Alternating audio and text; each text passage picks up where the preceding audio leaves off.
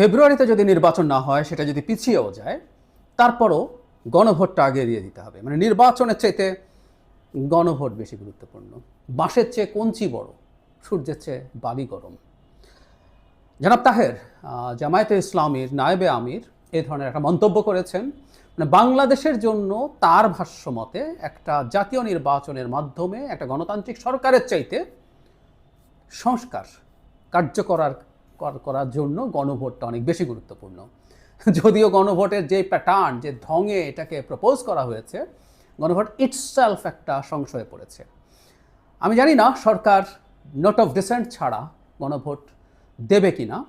যদি দেয় তাহলে এই গণভোটের কপালে খারাপই আছে। যাই হোক, জামাত দীর্ঘদিন থেকে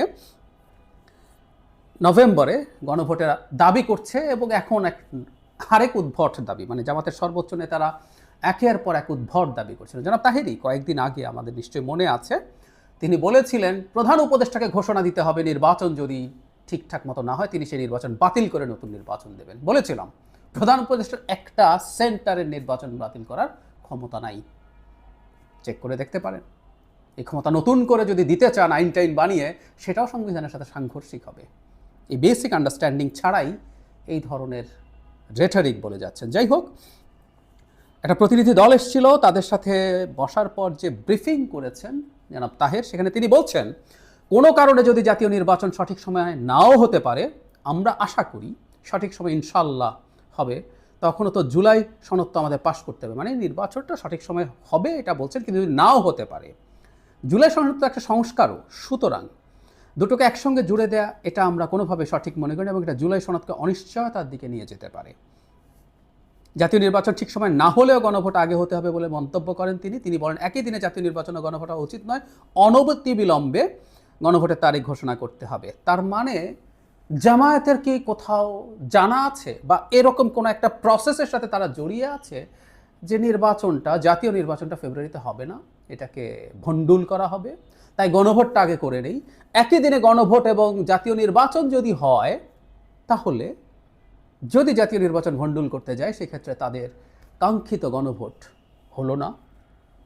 মানে আমাদের এই প্রশ্ন করতে হবে, বরং এটা করার মাধ্যমে আমাদের জনগণকে কি করতে হবে সেই একটা বার্তাও তিনি দিচ্ছেন। গণভোট নিয়ে জামাতের অবস্থান কেন এই রকম, সেটা নিয়ে আমার একটা টেক আছে। আমি অনেকবার বলেছি, লোয়ার হাউসে পিআর করে কয়েক মাস জামাত চেঁচিয়েছে, মাঠে কথা বলেছে, টকশোতেও আমরা প্রচুর ডিবেট করেছি, জেলা উপজেলায় মিছিল বিক্ষোভ করেছি, কিন্তু রেজাল্ট ইজ জিরো।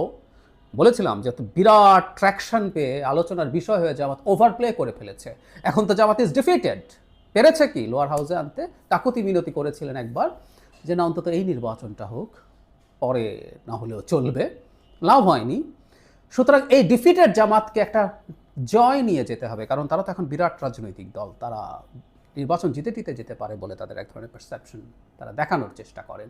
সেই ক্ষেত্রে বিজয়টা হচ্ছে গণভোট হতে হচ্ছে, এবং সেটা নভেম্বরে হতে হচ্ছে। এবং আরেকটা বিজয় বলা যেতে পারে, এই বিজয় কতটুকু বিএনপি মেনে নেবে আমি সন্দিহান। সেটা হচ্ছে গণভোটের নোট অফ ডিসেন্ট সরিয়ে দিতে হবে। সেটাও সুপারিশে অন্তত সেটা হয়েছে, সরকার এখনও ঘোষণা দেয়নি গণভোটে সেটা কিভাবে যেতে পারে। ফলে জামাতের এই অবস্থান নেওয়া হচ্ছে। কিন্তু যে কথাটা বারবার বলছি, এটা বলার মাধ্যমে একটা মারাত্মক সংশয় তৈরি করা হয়েছে। আমরা একটু সরিয়ে রাখি, বাংলাদেশের শেখ হাসিনার পতনের পর আমরা যদি একটা বেছে নিতে হয়, ইনফ্যাক্ট আমরা সবাই মানে আমরা যারা একটু বুঝি, একটু পড়াশোনা আছে, দেশ দুনিয়ার খোঁজ খবর রাখি, শিক্ষিত শুধু না সচেতন মানুষও, তারা সংস্কার ব্যাপারটার গুরুত্ব বোঝেন।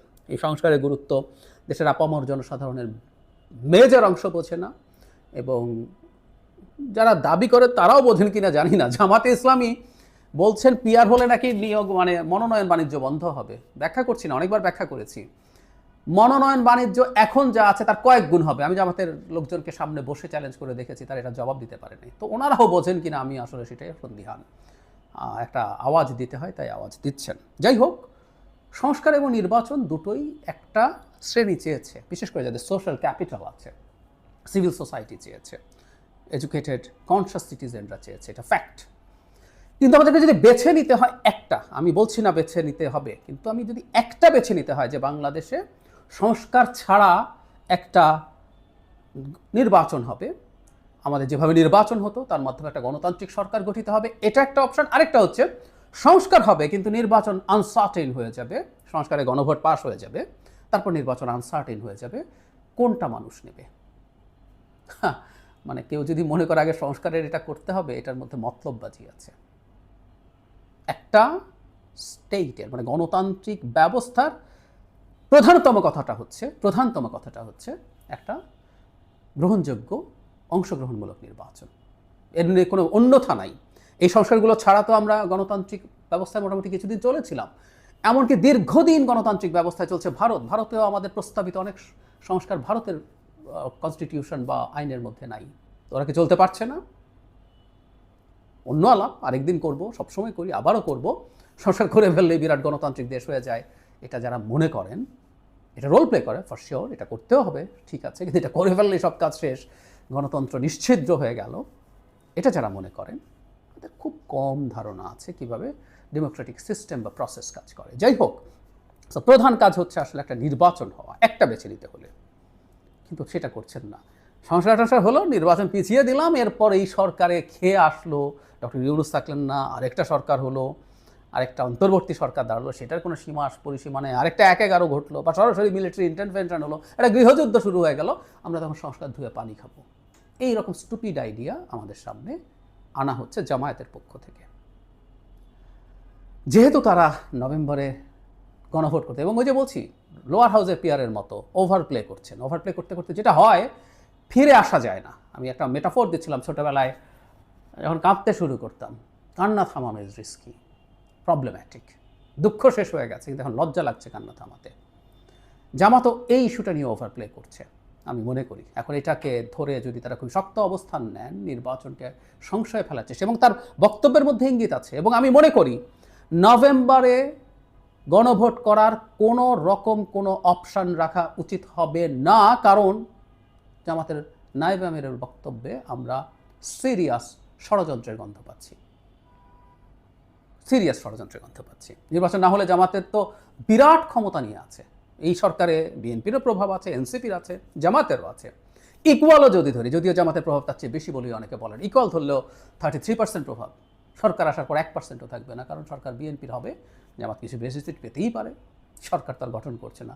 সো যতদিন এই ধরনের সরকার চলতে থাকবে, যতদিন এই ধরনের সরকারকে টেনে নিয়ে যাওয়া যেতে পারে, তার বিরাট লাভ হচ্ছে। সুতরাং জামাত এই ধরনের একটা ষড়যন্ত্রের পার্ট হওয়ার সমূহ সম্ভাবনা আছে, কারণ একটার পর একটা তাদের ইস্যু আনা, যেগুলো দিয়ে আসলে সব কিছু ডিসরাপ্ট করার চেষ্টা তারা করছেন। আমাদের সতর্ক থাকা দরকার। আমি মনে করি বাংলাদেশে বহুদিন একটা কথা বলেছি, গণতান্ত্রিক উত্তরণের জন্য, শেখ হাসিনার বিরুদ্ধে লড়াইয়ের জন্য জামাত একটা সময়ের পর গর্তে চলে গিয়েছিল, একটা সময় তারা ফাইট করেছে, তারপরে প্রায় 10 বছর 14-15 পর থেকে তারা অলমোস্ট কিছু করে নাই। আমরা স্মরণ করিয়ে দিতে চাই 28 অক্টোবর, সেই 28 অক্টোবর 2023 সালে বিএনপি যখন মার খাচ্ছে, জামাত তখন অসাধারণ হাসিনা স্পন্সর জনসভা করে বাড়ি ফিরে গিয়েছিল। আমাদের মনে আছে, মনে থাকা দরকার ইতিহাসের স্বার্থে। সে জামাত এখন তার এই ধরনের অ্যাটিটিউড দেখাচ্ছে, কিন্তু ওই যে বললাম, সে যেহেতু ক্ষমতার মধ্যে আছে, ক্ষমতার মধ্যে থাকার পরিস্থিতিতে আছে, কিন্তু যে বিএনপি ওই লড়াইটা করে গেছে, বাংলাদেশের গণতন্ত্রের ভ্যানগার্ড হয়েছে বিএনপি।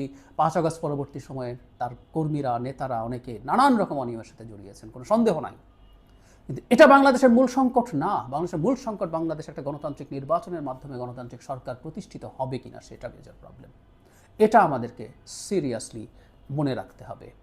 এবং এখনও বিএনপির বাংলাদেশের ডেমোক্রেটিক ট্রানজিশন পর্যন্ত গুরুত্বপূর্ণ রোল আছে, একই সাথে জনগণেরও এই ব্যাপারে অ্যালাইন থাকতে হবে। ওরা ক্ষমতায় আসার আগেই আমরা সমালোচনা করছি, বিএনপি যদি ক্ষমতায় যায় তখন আরও বেশি করবো, কারণ বহুদিন বলেছি যে বহু ক্ষেত্রে সে অ্যাডমিনিস্ট্রেটিভ স্টেপস নিতে পারে না, বহিষ্কার করতে পারে, কিন্তু যেদিন তার অ্যাডমিনিস্ট্রেটিভ স্টেপস নেওয়ার মতো সুযোগ হবে, ক্ষমতা হবে, সেদিন সে কী করছে সেটার জন্য বিএনপিকে জবাবদিহিতার মধ্যে আনতে হবে। কিন্তু এই মুহূর্তে এই দেশের গণতান্ত্রিক রূপান্তরের জন্য, গণতান্ত্রিক পন্থায় ফেরত যাওয়ার জন্য বিএনপিকে গুরুত্বপূর্ণ রোল প্লে করতে হবে বলে আমি মনে করি, কারণ চারদিকে আমি ষড়যন্ত্রের গন্ধ পাচ্ছি।